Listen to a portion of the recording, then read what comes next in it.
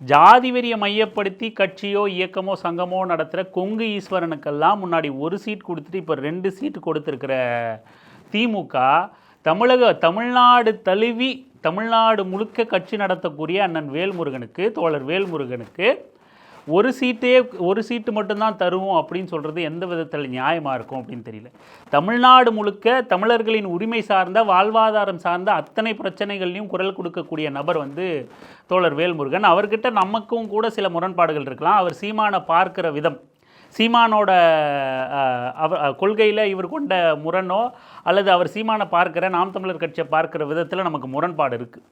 சில சாதிய பிரச்சனைகளில் இல்லை கட்சிகளோட கொடியேற்ற விஷயங்களில் அவரோட பார்வையிலிருந்து நாம் சில விஷயங்களில் முரண்படுறோம். ஆனாலும் தோழர் வேல்முருகன் மிக முக்கிய சக்தி தமிழ்நாடு அரசியல் களத்தில்.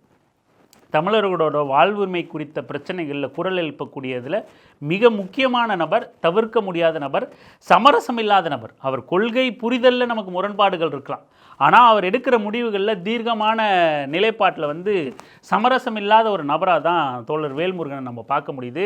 நமக்கு ஒரு எம்எல்ஏ வரணும், நம்ம கட்சி பெருசாக சம்பாதிக்கணும் அப்படின்லாம் கூட கருதாமல் எந்த முடிவையும் துணிச்சலாக எனக்கு சீட்டு ஒத்து வரல, கோரிக்கைகள் ஒத்து வரலைன்னா சீட்டு வேண்டாம் தூக்கி போட்டு போகக்கூடிய சமரசமற்ற ஒரு நபராக தான் தோழர் வேல்முருகனை நம்ம காண முடியுது.